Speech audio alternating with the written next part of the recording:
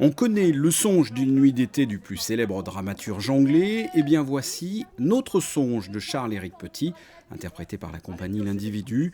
Charles-Éric Petit propose une réécriture plus qu'une adaptation. Les fondamentaux du songe d'une nuit d'été sont bien présents. Deux couples en proie au tourment de l'amour croisent le roi des elfes et la reine des fées en pleine dispute. Puck et sa potion s'en mêlent, tandis qu'une troupe de comédiens amateurs prépare une pièce pour le mariage d'un prince. Et tout cela, le temps d'une nuit d'été.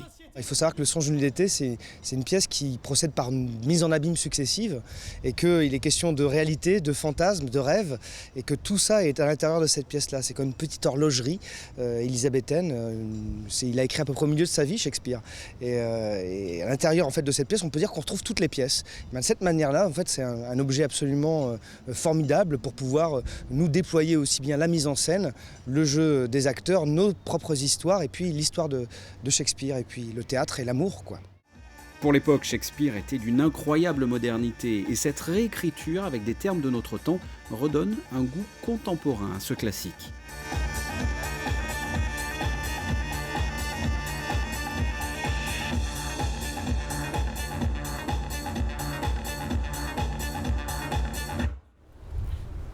Donne-moi un enfant. Tu vas le porter, peut-être? Pas de cynisme, Titania, je te prie. Et qui portera mes jambes à mon chevet? Touche à ton cul!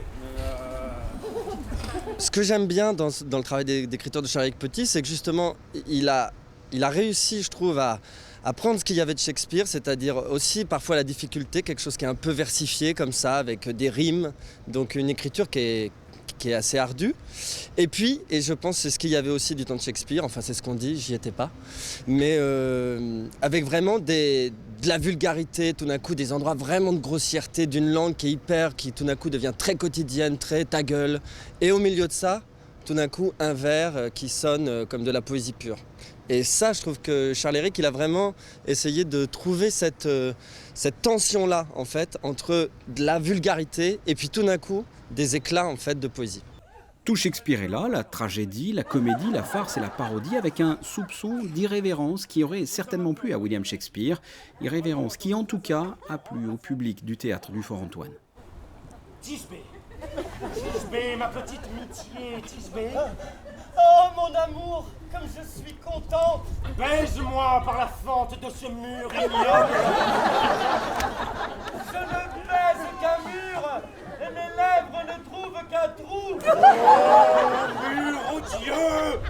Voleur! Rejoins-moi à minuit, près du cimetière, dans le caveau de Nanus!